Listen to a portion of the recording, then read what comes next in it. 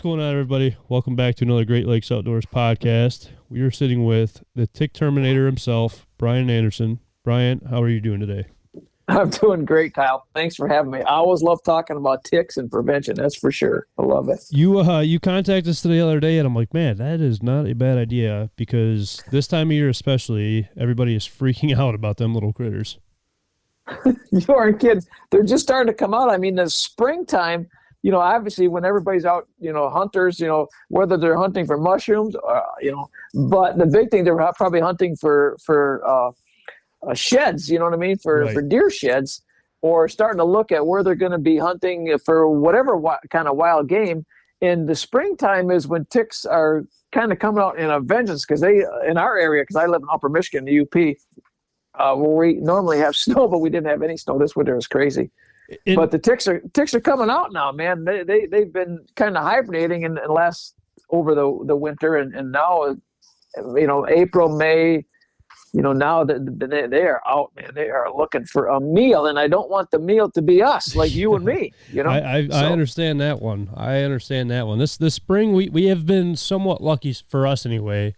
Haven't found too many on us, but obviously taking the precautions that we need to before going out into the woods for the turkey season or shed hunting or whatever it may be. But before we get too far into it, Brian, do you want to just kind of describe who you are? Tell people who you are and your background. Yeah, I am I call myself the tick terminator. That means I am a tick and Lyme disease prevention specialist. I basically am an author. I wrote a book. So I'm an author, a consultant, a conference speaker, a podcast guest, and I help a lot of companies with outdoor workers with unique and cost-effective repellents.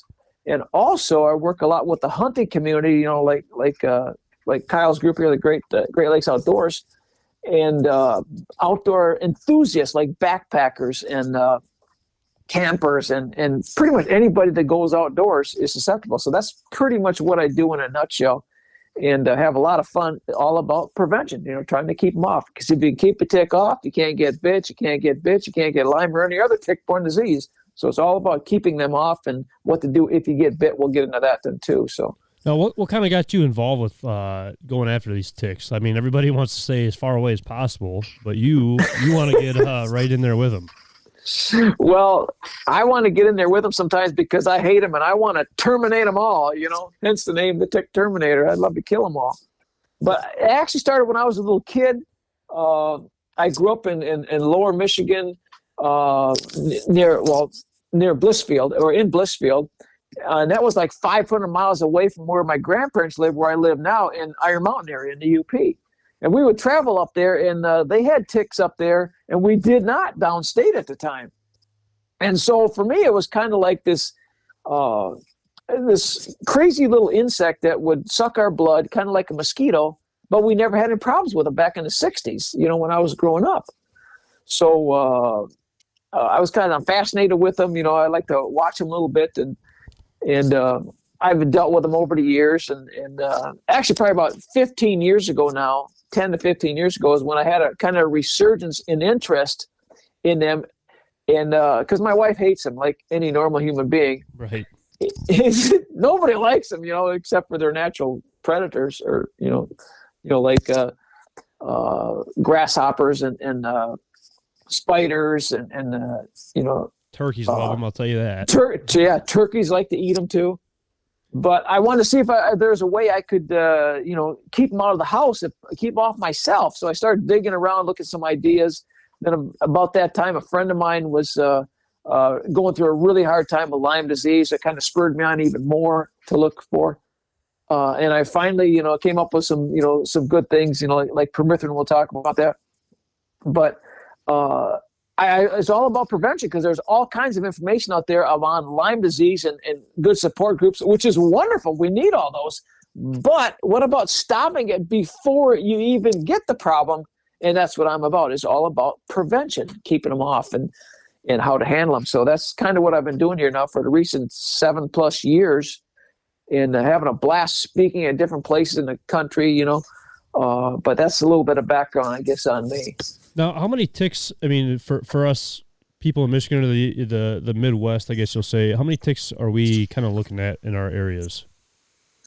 Well, thankfully, when I start off a presentation, a lot of times I'll ask how many tick species are there in the world, and there's about 800.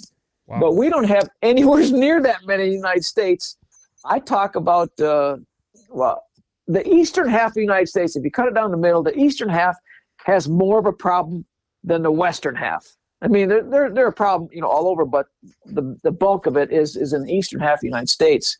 And we have the top three ones, I'll say. And the one is called, the most popular one is called the deer tick, which is actually a black-legged tick. We have an eastern and a western black-legged tick. That's the one that's most popular, for carrying Lyme disease. Okay. Then you also have a Lone Star tick. It has a little white dot on its back. And that one's a bad one for hunters. If you get bit by that, especially in the southeastern part of the country, you could get this thing called alpha-gal syndrome, which makes you allergic to red meat. Oh, yeah, that's right. No more venison or anything. You know what I mean? Wow. But anyways, then the other tick is called the American dog tick, or we call it the wood tick. So those three, the deer tick, the Lone Star tick, and the American dog tick, the wood tick, are the three most popular ones that we're going to see in Michigan and up in our area, the Great Lakes states, if you want to call it that. Now, there's a couple ticks that are like so tiny that you could barely even see them, correct? Well, that's just because they're young. Okay. Yeah. Gotcha. So, I mean, it's interesting. You want me to briefly tell you about the life cycle of a tick? Yeah, please. Okay. The life cycle of a tick is well, let me ask you, how long do you think a tick lives? Typically, what would you guess? A few years, maybe. I don't know. Yeah. And here's what happens. About now, in the next few weeks into June, is typically when a female will give birth to anywhere between 1,000 to 5,000 eggs at a time. Wow. I'm thinking, man, that's too many. I said, Lord, why so many ticks? But she lays them on the forest floor, or sometimes it's somebody's lawn if she happens to fall off a deer there. And she lays all those eggs right there. And after a couple weeks, they hatch, and then they're starting to look for their first meal. Now, you got to understand, they are just basically a speck of brown on the ground. So their opportunity for their first host is pretty limited. Their first blood meal. Right. And then normally it's going to be like a little mouse, a little white-footed mouse, we call them, that run all over the place. They get on that mouse, start sucking the blood out of it. The germs from the mouse that go into that little baby tick is what gives it any kind of disease. They're born disease-free. So really, the mice are the problem, okay? So they get that, they stay on that mouse for, 3-4 days. They drop off and do whatever ticks do, which ain't a whole lot. They had their meal for the year, okay?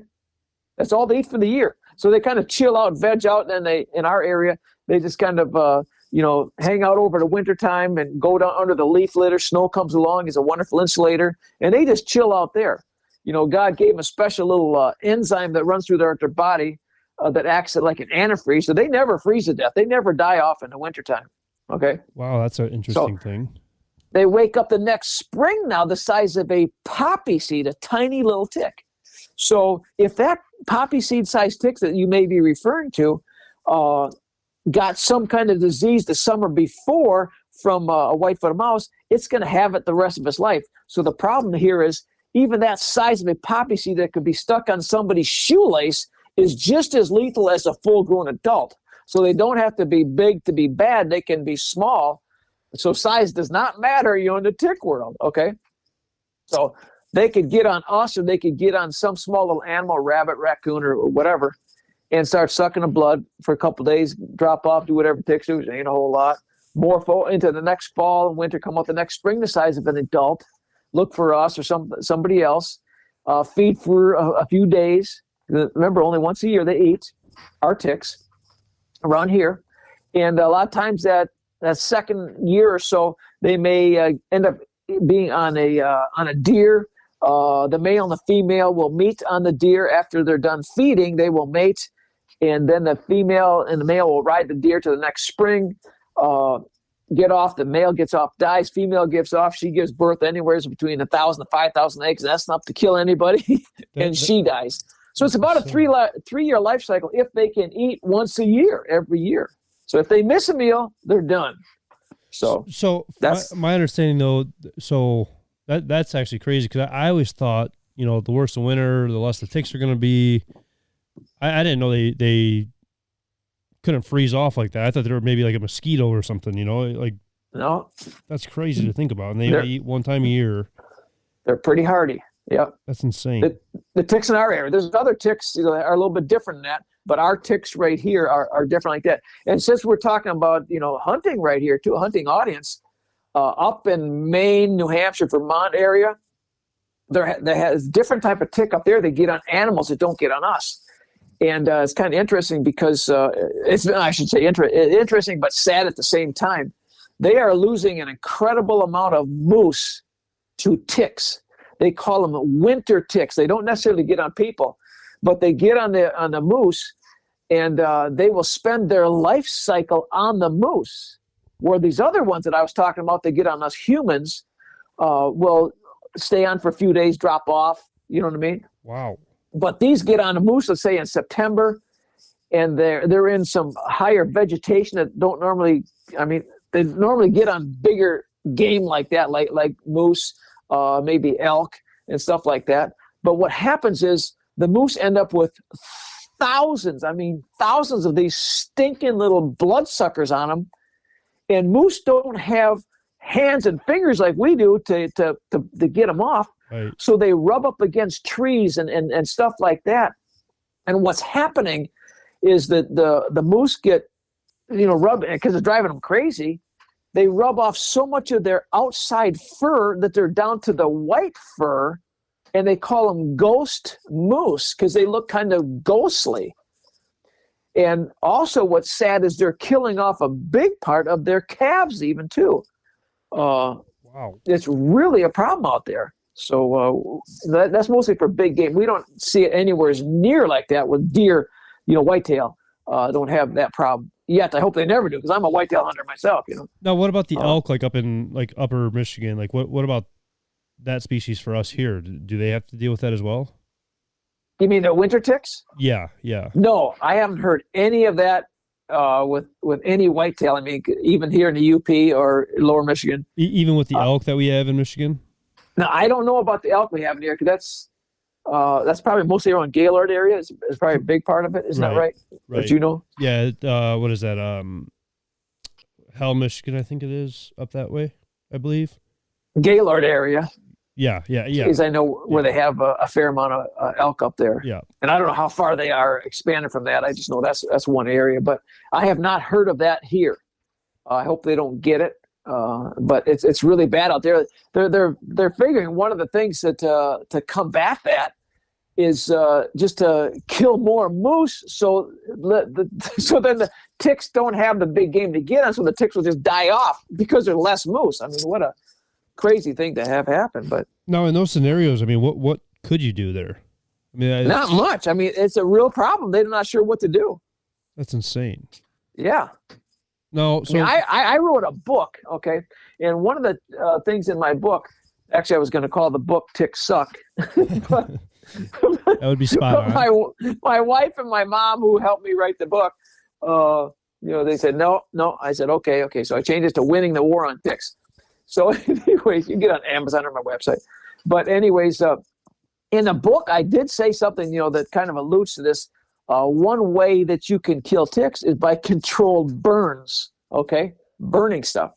But that's more or less lower shrub area, and you're talking about one way to control. I don't know how else you do it other than have some burns, controlled burns, for those big, or spraying them somehow. I mean, but you got to spray that, millions of acres. I mean, right, how do you do it? That's a lot of money right there.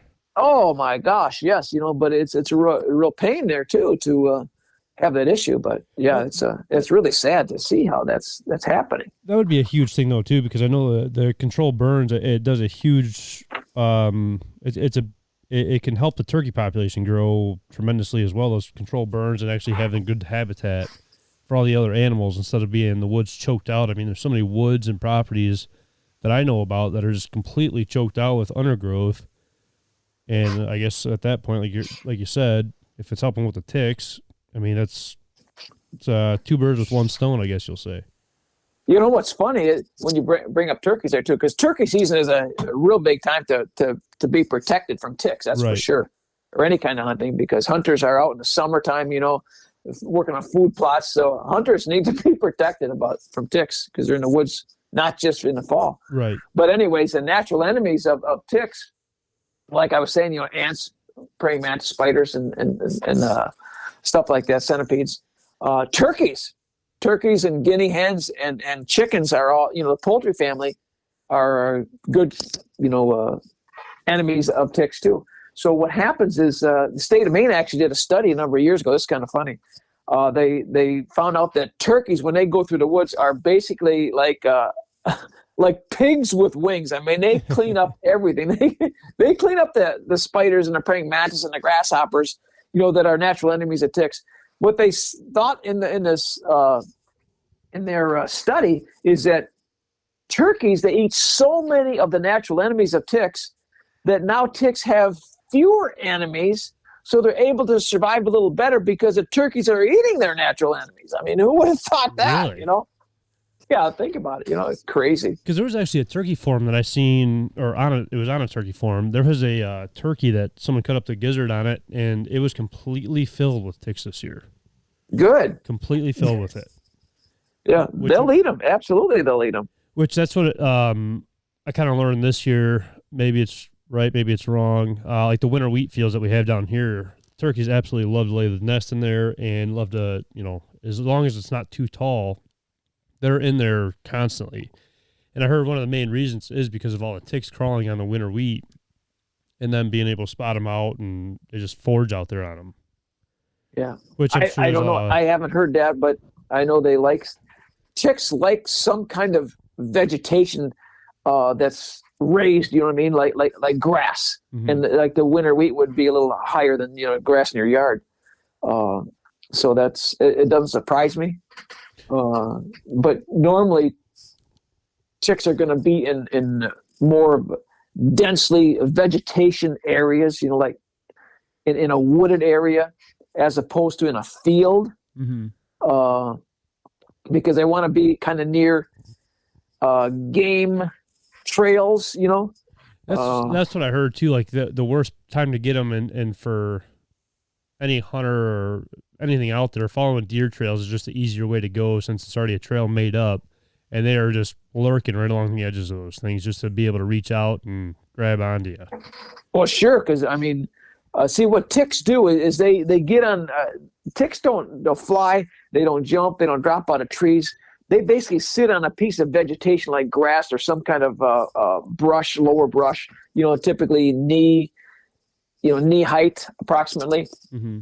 And they have 8 legs. Okay, they're actually a part of the spider family. They're actually arachnids. They're not really insects because they have 8 legs like a spider. And they got about 6 legs. They wrap it around that piece of vegetation, and they're just opportunists. They're waiting for somebody or some mammal, something with blood to walk by so they can kind of latch onto. All right. So they have the two of their legs stick out. All right, and kind of like monitor everything. They're looking for the scents. Any kind of scent like urine or sweat or anything. Reminds them of a blood meal. Like a mammal. And as that comes by, they grab onto it, and then they start looking around for a good place to have a meal. But yeah, they're on that low-lying vegetation, and sometimes you can see them too. That's kind of cool when you can see them, and I'll pick them up, and I remember when the grandkids were littler, I remember we shot them with a 22. That'll do a good thing for a tick. Yeah, 100%. 100%. We put on a little stump, you know what I mean? And so we got it real close, point blank, with the tick, and just drove it right into the old stump, Man. No, we talked about Lyme disease though. What other kind of diseases? Well, what is Lyme disease, and what kind of other diseases do ticks carry? Well, you have Lyme disease, then you have anaplasmosis, babesiosis, ehrlichiosis, tularemia, Rocky Mountain spotted fever, Powassan. Then you have the alpha-gal syndrome where you can get allergic to red meat. Those are numerous different diseases. Now, ticks can actually carry more than one at a time. So it basically depends on what that mouse that gave them the disease had in them. Uh, because yeah, it can be several at a time. Lyme disease is probably the worst. I mean, a friend of mine who kind of helped motivate me into this, and not I didn't need much motivation, but who was kind of like my thing. Oh my gosh, my poor buddy, you know. Right. And he's actually having another flare up even right now. Oh. That's Lyme disease can actually sometimes be fatal. I mean, it can be that bad, and it needs to be treated quickly. Maybe I should go into that right now. Well, that's yeah. What is Lyme disease? And because every time somebody brings up ticks, it seems like everybody that's the first thing that they think of is Lyme's disease. So what is that? I don't know how to say it other than just basically with the name. Other than scientific names, which it doesn't mean much, but Lyme disease, I should say. Maybe I'll tell you the way it manifests itself. How's that? Okay. Okay. Let's say you get bit by a tick. All right. Even given the best of circumstances, the best prevention methods, sometimes those darn little rascals can still get on you and bite you. So what I tell people, when you have a tick on you, first of all, it's very important to do tick checks daily during tick season, which is basically when the snow melts in the spring until like almost the end of deer season in November. It's that long. I mean, so however many months that is, about 8 months. Doing tick checks when you've been out in tick habitat, tick area. The longer a tick is stuck on you, the more possibility it is for it to give you some kind of disease. The quicker you get it off, the better. Okay. Mm-hmm. Now, even the way you take a tick off can make a big difference. Okay. So let's say you got a tick stuck on you. Our natural reaction, which we, myself included, have all done, we just grab it and pull it off. All right. All right. Here's what I recommend people do. Be careful with that tick when you take it off. You want to grab it with, if you can, if you're at home, use like a fine tip tweezers and grab it at the very base, right down by the skin. You don't want to grab it by the body, because if you grab it by the body, you kind of squeeze it as you're pulling it off, and they may be apt to puke the bad stuff in you right when you're taking it off even, which you don't want. So I tell people you want to be very gentle with the tick when you take it off. Grab it at the very base with a fine tip tweezers, or another thing, is called a ticky, which kind of just slides it right off. Okay. And you're not hardly grabbing the body at all. And then, if a little bit left in the skin, it'll come out in a couple days, wash the little, the bite wound off there, with rubbing alcohol or soap and water, whatever. But be gentle with that tick when you take it off. Don't spin it around. Don't play with it. You don't want to make it mad. You don't want to tick off a tick when you're taking it off. Okay. So you got to have fun with it, right? Right. I mean, the way I talk about it. So then once it's off, then you want to watch that bite area. Very important that people hear what I'm saying right now. If that bite comes any kind of a bad reaction, sometimes it may get a bullseye rash. Okay, a circle around it. Mm-hmm. If it swells up, if you experience achy joints, flu-like symptoms, feeling crappy, if you get kind of Bell's palsy on the face, possibly where your face hangs a little bit, blurry vision, brain fog, numerous things like that, just feeling crappy after a bite, it's very important to see a doctor. You may even want to save that tick then too. You don't have to take it out and shoot it with a 30-06. You may want to save it, at least take a picture of it for sure. But then see a doctor if something bad happens. Not every tick bite is bad, but if you have a bad reaction to it of any kind within the next 2, 3, 4, 5 days, see a doctor, because here's the thing. Early detection, early treatment is the absolute key, the most important thing to do with tick bites. Because if you just let that go and you keep feeling crappy for week after week and month after month, guess what? Now you're going to have it really bad, and it's really, really hard to get rid of then. Really hard. Get it taken care of in the beginning. And a lot of times a doctor will put somebody on doxycycline, I'm not a doctor. I don't play on TV, but if you've done as much as I have, you'd be saying the same thing. Right. Doxycycline pretty much knocks it out of your system in almost every case, and you're usually good.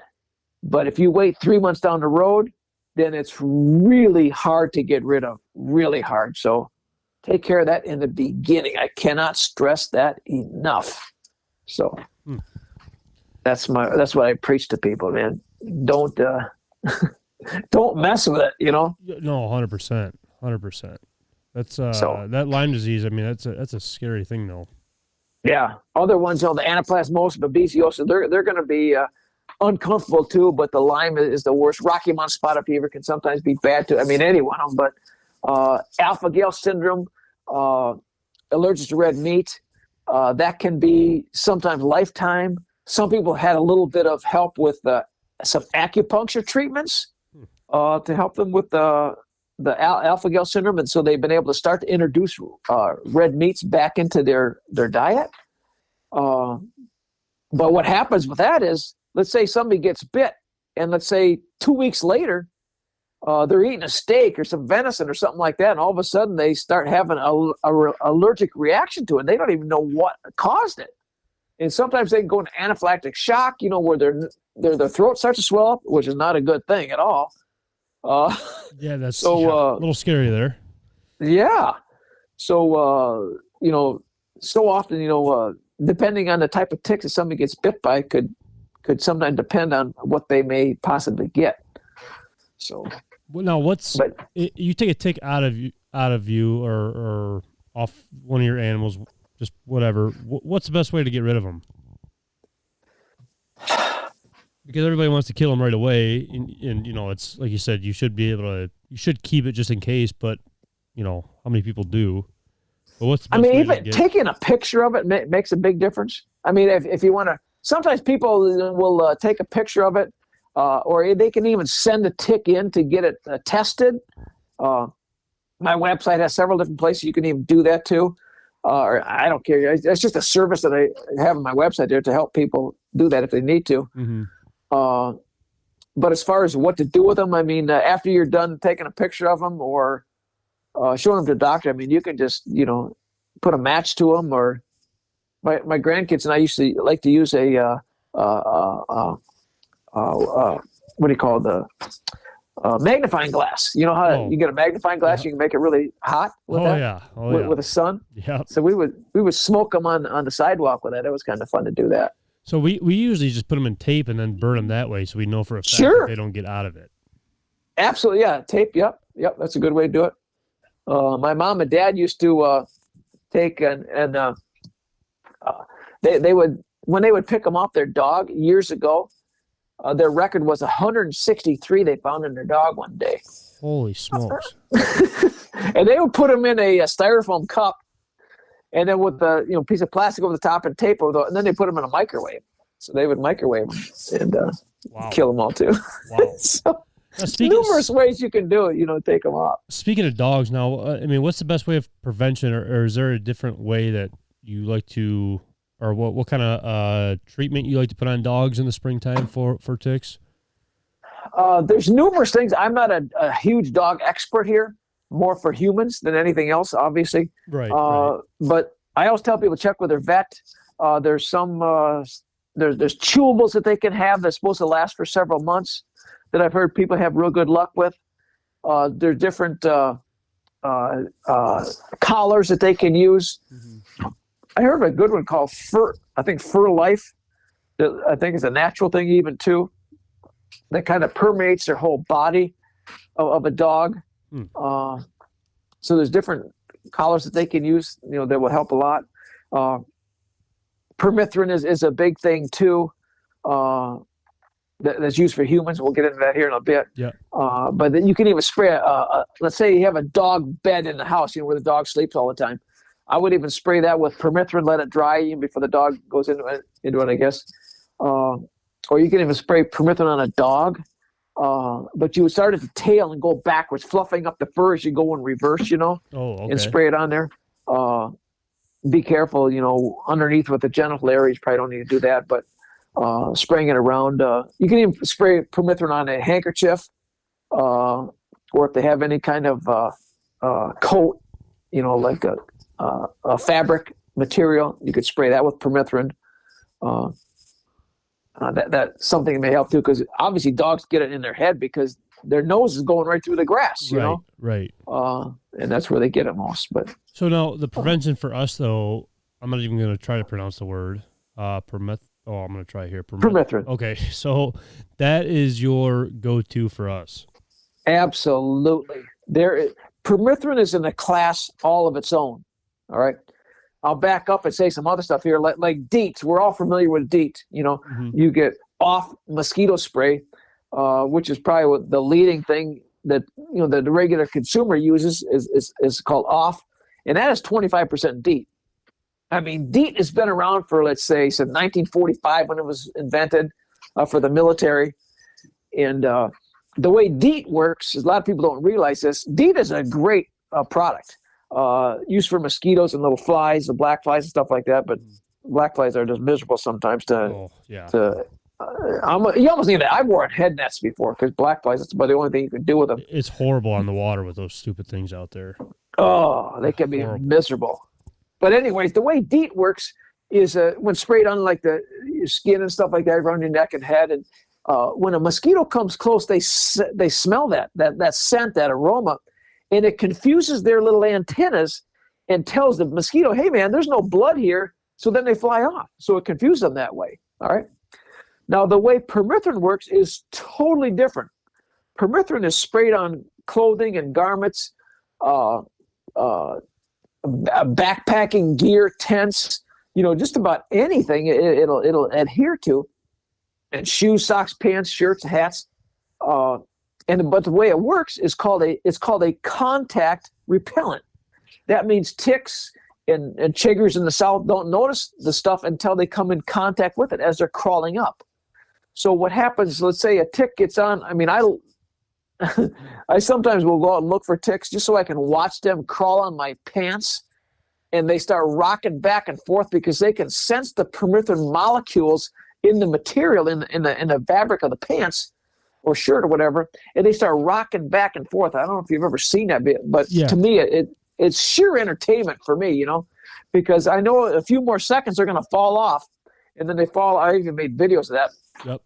And they fall off, and then they're done. They're dying. They died.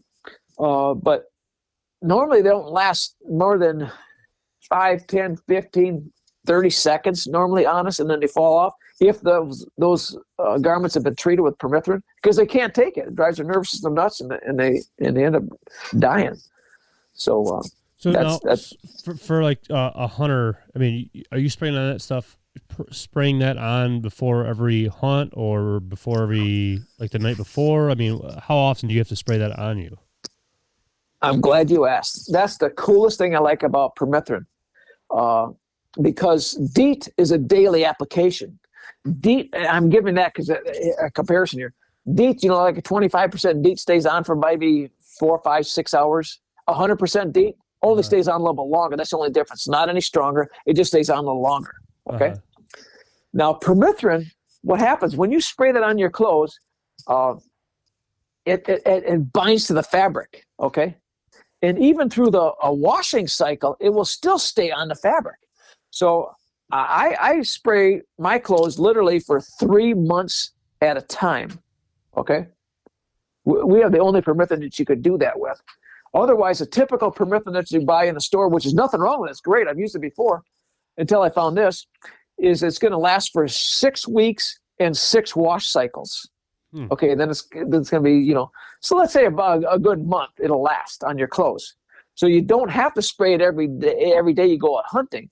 Let's say I recommend to spray it on your clothes, let it dry overnight, and then you're fine. I mean, depending on, if somebody uses our stuff, depending on how you mix it up, is depending on how long it will last, because ours comes with a concentrate that you mix up in a 32-ounce bottle. That's all you get in a box. It's on my website. You get that in a box on the website. And the more permethrin you put in there, the longer it will last. I put in like 4 cups. It'll last, 12 weeks and 12 washes. Wow. If I put in 8 cups, it would last me 24 weeks and 24 washes. So I treat my outdoor clothes, when I go to my mom's. I live in town here, but we don't have many. But I go with my mom. She lives in the woods, and yeah, I'm going on almost 12 weeks right now. Even I haven't changed it yet. Even so, it's still working. The ticks are still falling off my clothes, which I love. That's crazy. So absolutely crazy. So that's what I like about the permethrin I use. Not only does it last a long time, you dictate how long it's going to last by how you mix it. And another best part, is that it cuts your permethrin cost by about 50%, because we don't ship the water. We ship a concentrate, and you mix it with your own water, so it takes a few minutes to mix it up. But then, you cut your cost by literally about 50% because it's a concentrate. It's wonderful. I love it. And obviously it wouldn't hurt at all to spray every day. You don't need to spray every day. It's wasting it to spray every day. To be honest with you,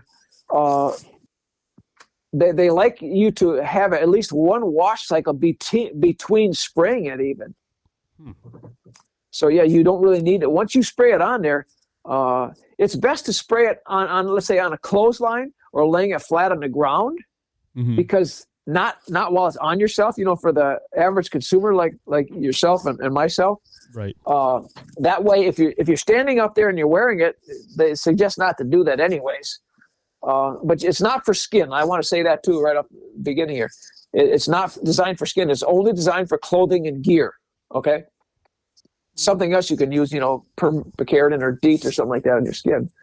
But is there anything else that you could use for skin or no, besides DEETs?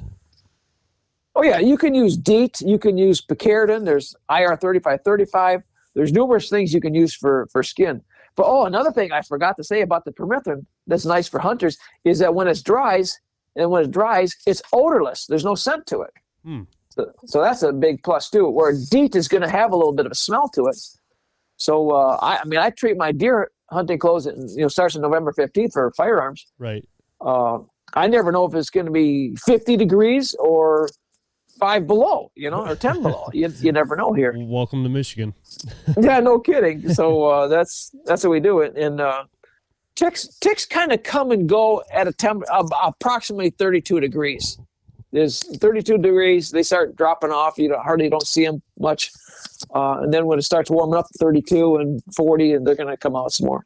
I was say that's what Trav, the other owner of the company, his dad, he's up in Ludington still. I remember getting Snapchat videos from him this past winter, and he had them all. He works in the woods all the time and has ticks on him constantly, all the time.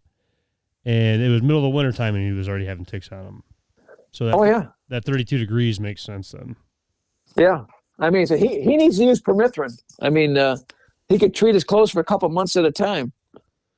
Yeah, it's the best deterrent that there is. There's nothing better than permethrin. Nothing. Now, for you, you're traveling all over the country talking about ticks. That's crazy to me. Yeah. A lot of times I'll work with power companies. They have linemen, stakers, engineers that are out in the field doing stuff. And I teach them at safety conferences for safety directors. Right. Sometimes I'll go to a co-op even, like a electric company. Mm-hmm. And they call it safety day, where the whole company all they do is talk about safety that day. And I'll talk to everybody from the secretary to CEO to the lineman to everybody. It's wonderful. It's a lot of fun to teach them about these things and teach them best prevention methods, what to do if you get bit.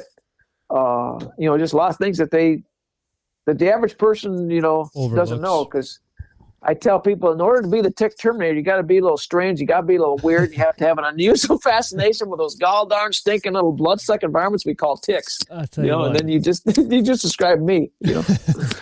No, I just had a question. I absolutely just lost it. No, that is something that I feel like a lot of people overlook and don't look into as much for whatever reason, because they don't realize that, ticks could literally be just right in your backyard, even if you're not in a hardy woods, or, they're everywhere.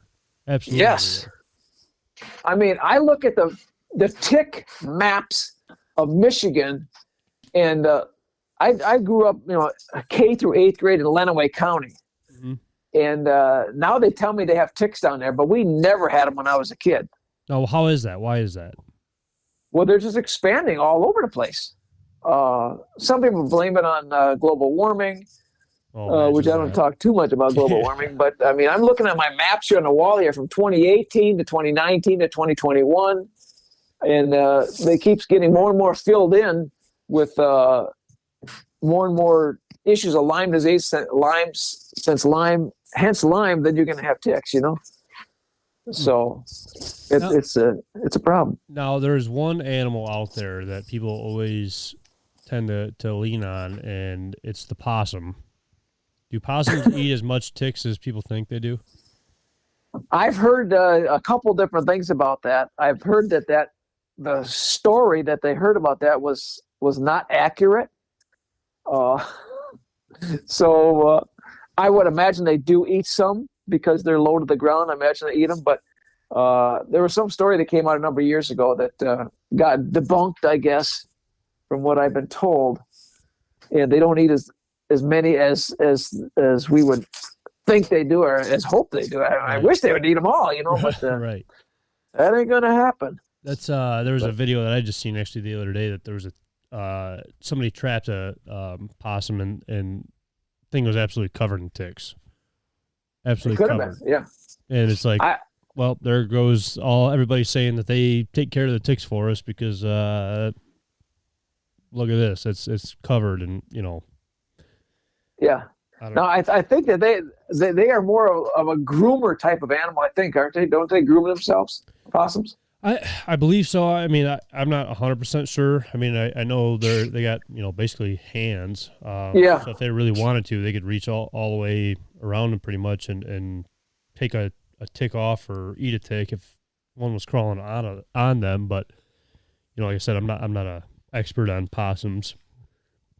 Yeah. So they'd be able to eat them pretty readily available there. That's for sure. Because I'll tell you what, I have dodged a couple possums on purpose thinking that they were getting rid of the ticks, and now hearing this, I mean, I don't know. I would still let them go because, I mean, if they eat a lot or eat a few, I mean, anything is better than right. not eating ticks at all. I mean, snakes will eat them too sometimes, but then snakes get ticks on them too. Which is pretty crazy to even think about with scales, Yeah. Yeah, that's pretty nasty, but... That's when you first messaged us, not too long ago actually, and started, talking to us here. Looking at some of your videos, man, it's like people think you're crazy walking through that, like the brush on purpose, trying to get these ticks on you. I was like, what the heck is this guy doing out there, and what is he thinking right now? Because you want to hear something worse than that? What's that?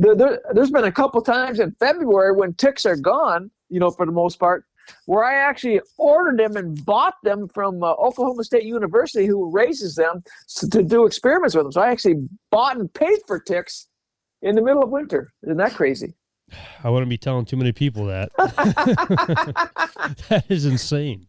You got to be half nuts to do it. But, and what's really crazy is not necessarily me, my poor wife. She's stuck with me, Yeah, no kidding. Like a tick for 45 years now. We've married. Holy so I got a good woman. That's crazy. Absolutely crazy. I mean, that's, like I said, there's a lot of people that are deathly scared of ticks, and then there's a lot of people that don't think enough about them when they're walking out there or just even in their backyard. And I've heard some of our property owners, they couldn't walk out to their back barn without getting 5 to 10 on them. And just getting like the guinea fowl in their backyard or chickens in their backyard, they say they've helped them out so much. Yeah, they do. Yeah. Well, I'm just trying to bring more awareness about it, and prevention ways. And if you get bit, what do you do? Just to help people that way. Actually, the lower your grass is cut when you're talking about that, ticks are a lot less likely to be in low cut grass. Okay, if somebody's got let's say in their yard, let's say if they have a swing set, that swing set, if it's better to be in the sunny area, because ticks are less apt to be in a sunny area. They need shade and moisture to survive. Okay, so they're going to be more in a leaf litter, wood pile areas than they are going to be out in the middle of a lawn. So you kind of see what I'm saying there? Right. Yep. So crazy. kind of keep that in mind. I actually have some diagrams even on my website. There's numerous things on my website too that we're talking about. But yeah, to keep ticks off. But I mean, deer are so plentiful all over the country now that ticks that are on deer, they can drop off any place, so they could be in the grass, but they're less likely to be in there. Now, why is it that you can never feel a tick even bite you? Well, God gave them a special little saliva that they spit on your skin before they dig into it. Okay. To numb it up. So just you like don't a mosquito. even feel it.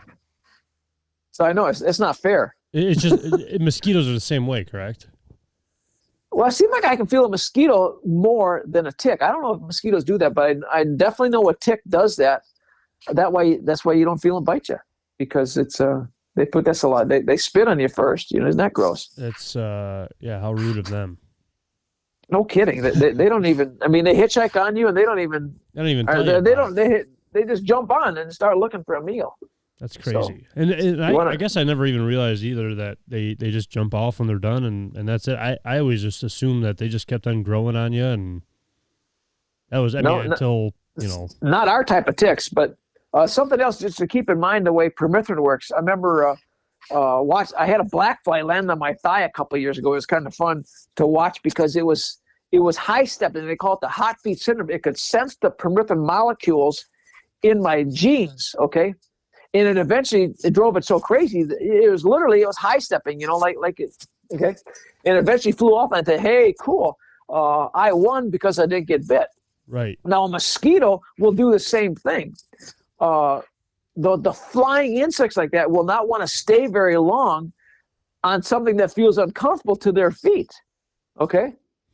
So they fly off. So you have less biting. If you're in the back of your shirt where you may or may not have, DEET is going to be like in the head, the face, and the neck, and your hands, and skin. And let's say on a shirt or pants, if a mosquito or a black fly lands in there, they're going to fly off because they don't like the feeling of it. So they can sense it too. But the ticks and chiggers in the south are the ones that are crawlers, of course, and they're going to sense with their nervous system and eventually, fall off and die. So that's how it'll work on those different little insects, if you want to call them. That's pretty crazy. Crazy. I mean, especially this time of year, it's the perfect time to talk about it because ticks are really getting bad right now. And then you said that the eggs are going to be starting to drop here soon in June, correct? Yeah. Oh yeah. Yeah. So, I mean, but here's another thing: is if somebody gets bit by the tiny little a newborn tick, guess what? That's one tick you want to get bit by. You know why? Because it hasn't got any kind of disease yet, because it's born disease free. Well, and how small are we talking? I mean, small enough where you can't even see it? I mean...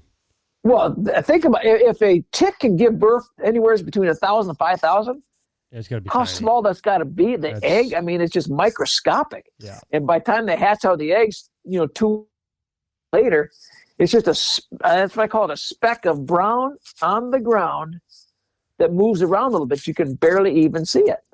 But I've seen it before get on people, and they get it on their legs. Usually it's a bunch of them at a time. You just basically go inside and wash them off, or something like that, because they can't jump or anything. They don't jump at all. But yeah, they're not going to have any long-term effect because it's brand new. It has not been infected with anything. It's now how would you even get something like that off of you, like a baby one?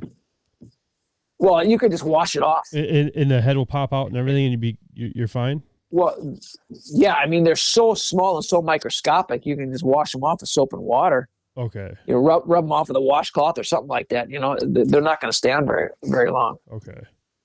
Yeah. That's crazy. Absolutely crazy. So you brought up your website. What is your website for people to find stuff? My website is thetickterminator.com. Thetickterminator.com. And you have all the preventions and pinpoints on terminating ticks on there? Yeah. Yeah, there's numerous different things. My book is on there too. Information on what I talked about here. Another little tip I like to tell people is, let's say they're in the woods, and here's a really good tip. Let's say they're in the woods and they did not treat their clothes with permethrin, okay? Mm-hmm. And then they get home. What do you do with your clothes then? Here's what you do. Because if you find a tick on you after you've been out, scouting or, shed hunting or, working on food plots or something like that, if you find one tick, chances are you're going to probably find some more, all right? So what you do is you take your clothes off and you throw them in the dryer on high for about 15 minutes. That dry heat will kill all the ticks on your clothes. Then you can put them in the washer. But you put them in the dryer first because that dry heat will kill them. Interesting. Yep. That's on my website too. A lot of things like that on there. But you can also, they can get the permethrin on there too. They can order that right on the website there too. I have just a few products. I'll probably expand more. And people want me to put on my T-shirts and my hats and other things in there too. I just haven't got to it yet, but I probably will by next spring. You definitely have a crazy design on your for your logo. That's for sure. Isn't that wonderful? It's it matches it perfectly. I'll tell you that much. I know. You know why? For those of you who are just listening now, my logo is actually a tick in the shape of a hand grenade. Yeah, and you know what I like about that? Because it's a war out there, It really is. And the guy who came up with that, it was nothing short of a genius. When he came up with that, I thought, oh my gosh, that is it, man. Yeah. How can you beat that? It's wonderful. Everybody loves the logo. It's just so cool. Now, is there anywhere else where people could find you or contact you or anybody that you would want to, I guess, shout out in a sense? Yeah, they can get. I'm on Instagram, like I met you there. Mm-hmm. I do a little bit on Facebook, YouTube. Yeah, you can subscribe on YouTube, and I put out on YouTube. I've been started last September, and I said ticks in September, ticks in October, ticks in November. Every month of the year, I'm talking about ticks and how they are around those months of the year. And so I'm going to be doing one here another few weeks on ticks in June, mm-hmm. And then July, of course. But there's a lot of good information on there about ticks in general on the website. Also, the tickterminator.com. Excuse me, like I said, they can get that permethrin on there too. Now, for ticks wise, though, speaking of months, I mean, is June probably the worst month to kind of watch out for ticks? I wouldn't say it's the worst month. Springtime, like April, is May. Definitely spring, and then sometimes even late fall. Sometimes around August they may slow up a little bit if it's really warm. I say they may slow up. That doesn't mean you can't get them. Right. Right.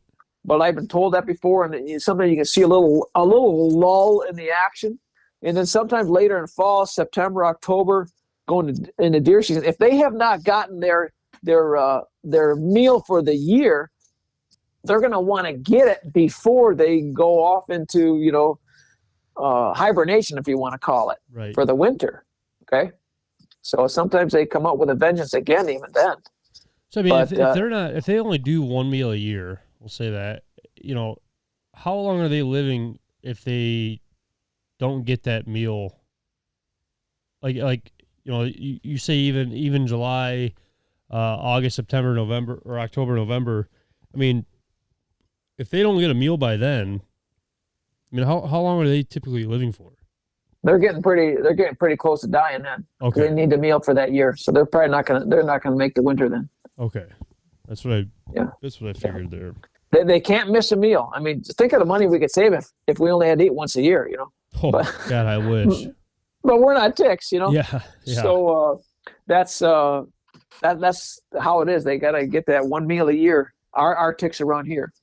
That's crazy to think about. In order to survive. Ticks are just crazy to think about in person, in general, and for you to be able to just walk out there no problem and purposely want to get them on you and buy them, it's just insane, man. Absolutely insane.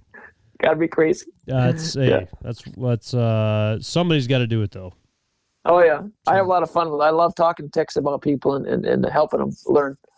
I'll tell you what, if we get some more questions and people have more questions about these ticks, we'll have to definitely get you back on, because I know you're coming in to Pennsylvania and driving through, so maybe even stopping back by on your way down, and even doing another one.